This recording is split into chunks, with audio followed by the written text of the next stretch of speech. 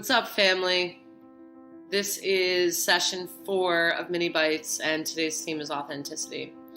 I want to start by saying thank you. I've started to get some feedback over the weekend on some of my initial videos, some really good stuff. Great feedback, very interesting feedback. And it's one of the reasons I picked authenticity for today's theme, because it's just fascinating. I love you all, and please keep the feedback coming. It's just really funny to see, I think, some of the discomfort around the authenticity with these videos, which is basically me showing up as I am and wanting to see more structure. One piece of feedback I got from a few folks that I will continue to consciously integrate is incorporating more of my daily practice. So some of you may or may not know, I spent 15 years working in the pharmaceutical and medical device sector. I left, I began around 2012 more extensively researching validated self-healing techniques, and that is my work today. And so I look forward to continuing to share some of my daily practices as we move forward in these videos. And so I'll start with, I've been keeping this cold at bay for the last few weeks, and before this video today, I cut up some garlic clove, let it sit for about 10 minutes so that it activates, and then I ate the garlic clove and I chased it with apple cider vinegar. Very good, cleansing, detoxifying. I haven't taken antibiotics in probably about 4 or 5 years now, and garlic clove certainly has antibiotic properties. Manuka honey is also really good, antiseptic, antibacterial, antiviral, and so yes, lots of homeopathic options to keep me well, for which I am grateful. Authenticity is a word that's used a lot, and I am not here to speak to what it means for anyone else other than myself.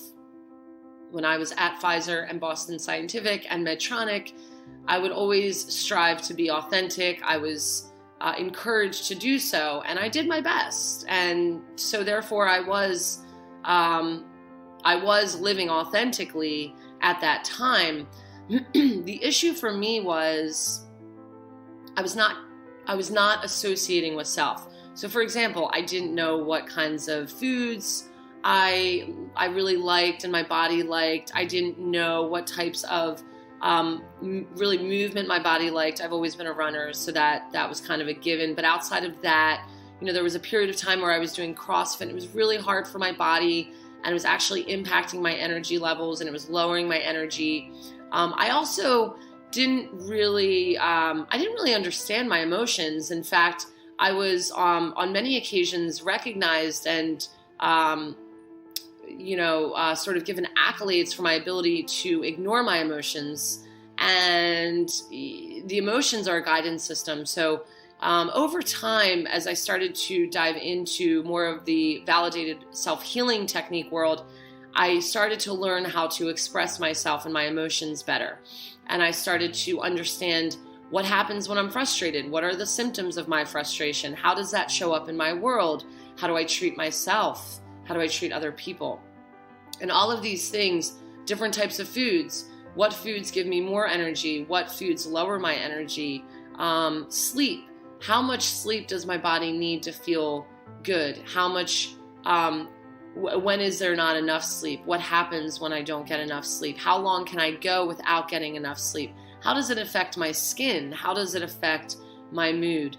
These paths of mini self-discoveries have brought me to a place of, for me personally, greater authenticity. I find myself in a place now, because of my increased association with self, because I am now aware of foods that give me more energy, and I can avoid foods that lower my energy, because I now move my body in ways that my body responds well to. For example, Qigong has become part of my daily practice, and it's a way for me to reset and renew. And many times I will not start the day with Qigong, but I'll actually do it in the middle of the afternoon, where I would otherwise want to have caffeine or coffee. running continues to be very much my medicine. As far as foods, I am a primarily plant-based diet. I have been for just over 3 years now, and that seems to be what my body asks for.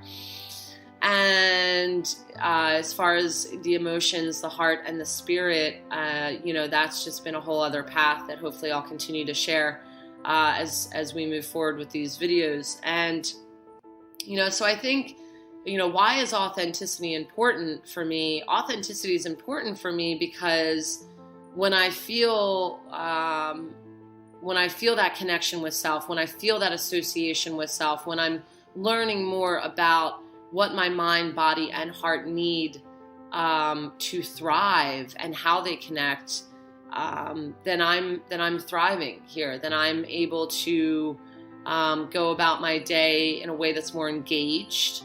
I'm able to support more people. I'm more productive. I have more energy. I drink very little caffeine. Maybe I'll have a cup of coffee or a latte a day, if that. And I do believe that a lot of this is attributed to my attention to my mind, body, heart connection. So, I'll close with this. Authenticity has a different meaning for each one of us. And for me, it is about the mind, body, heart connection and understanding what the mind, body, heart needs to feel nourished and fed. And that's about it for today. I love you all. Be gentle with yourself. Until the next time.